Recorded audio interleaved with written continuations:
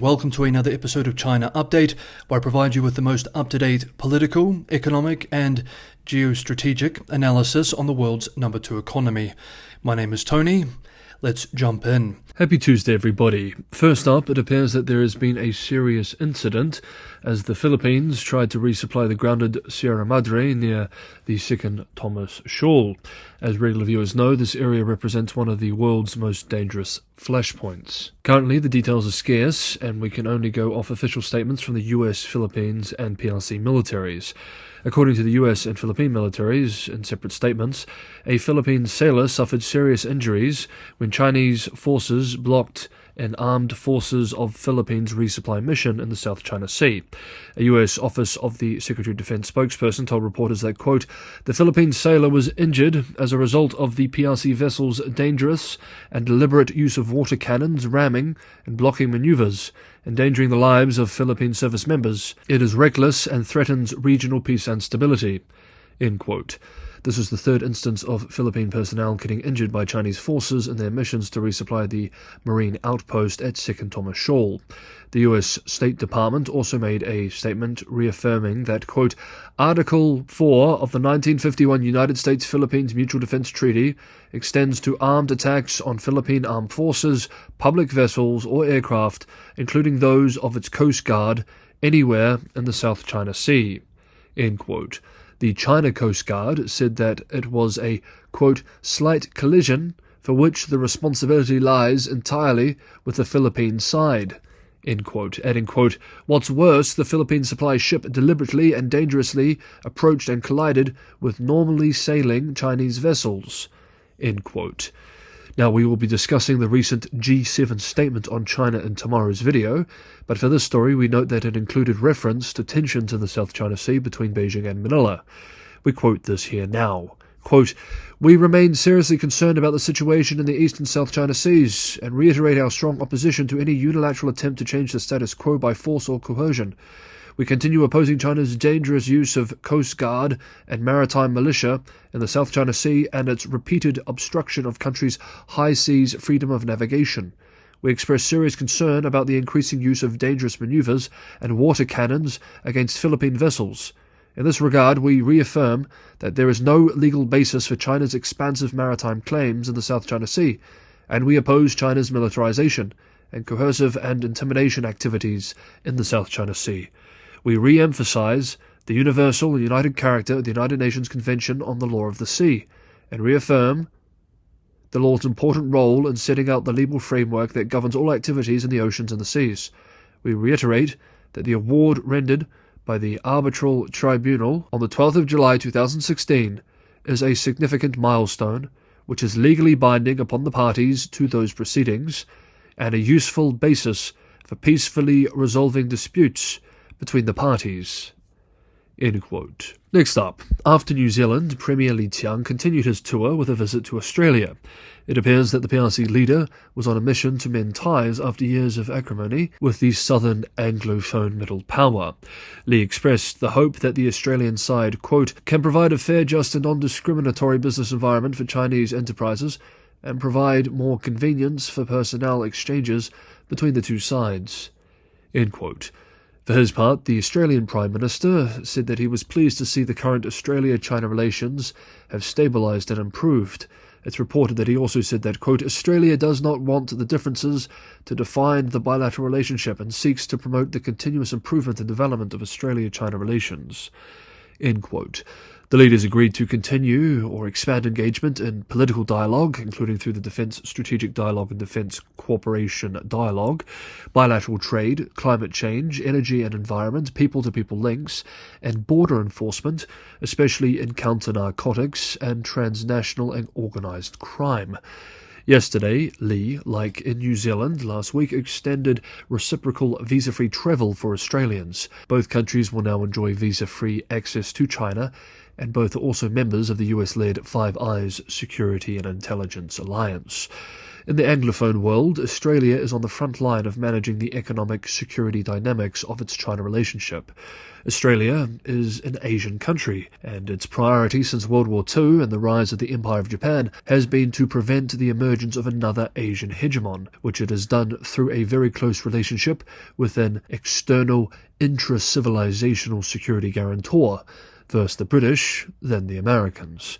Australia has also pushed ahead with the AUKUS security alliance with the US and the UK, and dramatically increased defence spending in response to China's behaviour in the region. At the same time, China has proven to be an extremely lucrative market for the Australians, for agricultural exports like wine and beef, and services like tourism and education, but especially for commodities like coal and iron ore. Australia's trade with China surged to record levels after tariffs were lifted. Recent data shows that total trade with China reached 219 billion Australian dollars, $145 billion US dollars in 2023, the highest ever level, and up from 168 billion Australian in 2019, the last year before the outbreak of the pandemic and the imposition of Chinese tariffs and sanctions.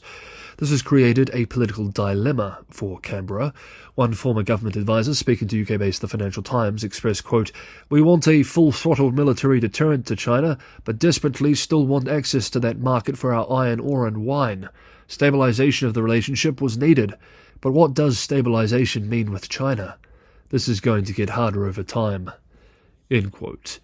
Then, in what can only be described as a diplomatic faux pas, moments ahead of a joint press address with the Australian and Chinese leaders on Monday, two Chinese officials moved to block television cameras from capturing footage of Chang Lei, a former journalist with China's state-run CCTV who was detained in China for 3 years and now works for Australia's Sky News.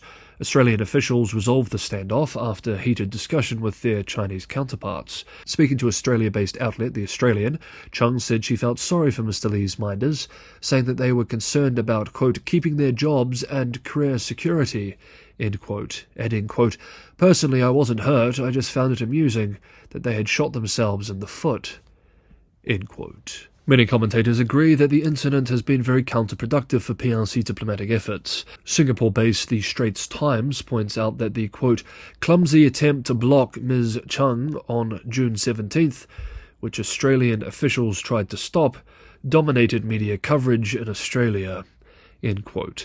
The Australian Financial Review observed that the incident, quote, exposed just how fragile the China-Australia relationship remains, and the sensitivities that underscore that fragility, end quote.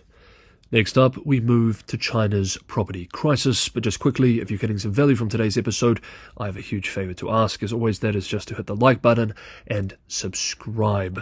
It's just 2 clicks of the mouse, but it's a tremendous help, and it's the only way in which the channel can grow. Sharing is a big help too, and Patreon and Buy Me a Coffee links are in the description for those who want to help keep the channel financially sustainable. Thank you very much, everyone, for the ongoing support. Yesterday, we briefly touched on some of the newest data on the property sector.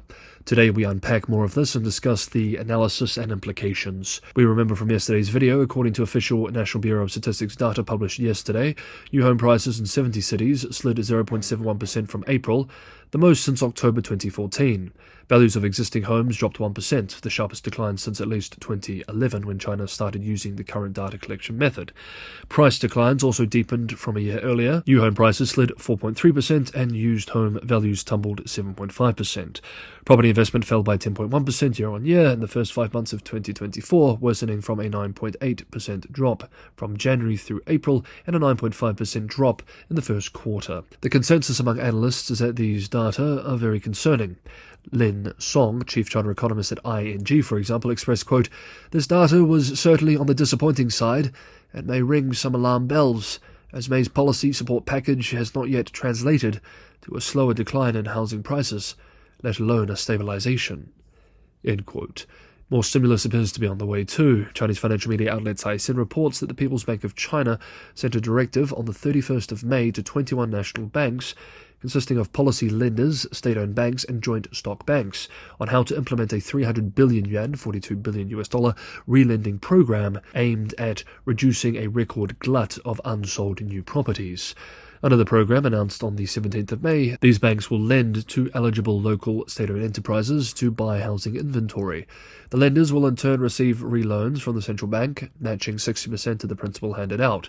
The People's Bank of China said it expects the policy to release 500 billion yuan of financing in total to aid the purchase of newly built homes sitting on developers' books. The outlet adds that the re-loans are one-year loans that can be extended up to 4 times, although the interest rate will remain the same at 1.75%. Shanghai Securities News reported today that all Chinese cities have now scrapped the mortgage interest loan rate floor, except the megacities of Beijing, Shanghai and Shenzhen.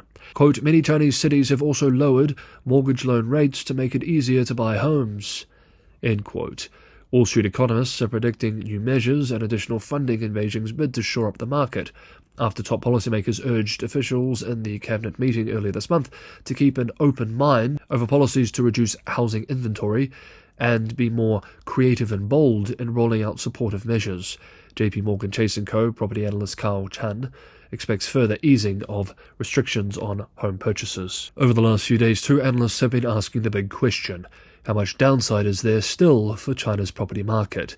Peking University Professor of Finance Michael Pettis expressed yesterday, quote, the value of residential property was roughly equal to 350% of China's GDP, which is 2 to 3 times what it is in most countries.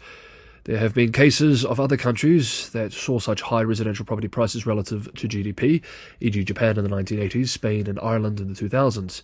But when their property bubbles ended, they were eventually reverted to much closer to the mean. Unless residential property in China operates on radically different valuation principles, this suggests that property prices should ultimately decline by at least half relative to GDP, and perhaps more, before they bottom out. End quote. Patrick Zefel, chief economist at Pictet Asset Management, agrees, but also offered a critique to this thinking. Quote, the value of the Chinese residential market has reached more than 320% of GDP, but is already estimated to have fallen to some 260%. Historically, more normal levels are quite comparable internationally. In international comparison, China looks expensive in 2019. But as any valuation ratio depends on domestic factors, e.g. interest rate levels, capital requirements, debt repayment times and requirements, construction quality, etc. In short, a nice research project. End quote. Popular China finance commentator with the handle Shanghai Macro Strategist observed today too, quote, the international experience suggests that there is still significant downside to Chinese property prices, especially as they have remained the world's highest despite the recent correction. As such, why would households leverage up further to buy a depreciating asset? End quote. Okay, that is today's episode of China Update. Thank you so much, everybody, for watching. Have a great Tuesday, and I will see you all tomorrow.